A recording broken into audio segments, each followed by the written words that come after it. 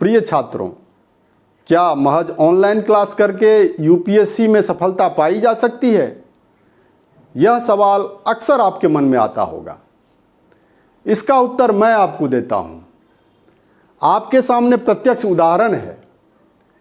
Teachmint app के माध्यम से इसी व्हाइट बोर्ड पर 3-4 महीने ऑनलाइन पढ़ाकर मैंने छात्रों को सफलता दिलाया है।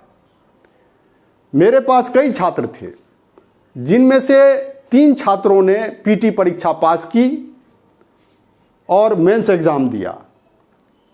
3 में से 2 छात्रों को मैंने सफलता दिलाया।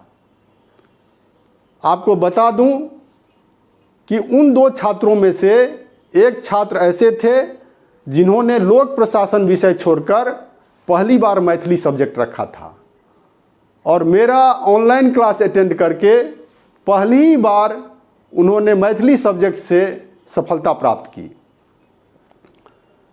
3 में से जिस एक छात्र को सफलता नहीं मिली वो सिंसियर नहीं थे।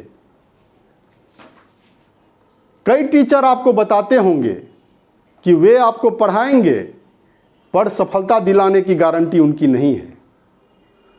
पर मैं आपको कहता हूं कि अगर आप सिंसियर हैं तो आपको सफलता दिलाने की गारंटी मेरी है, नहीं तो फी वापस।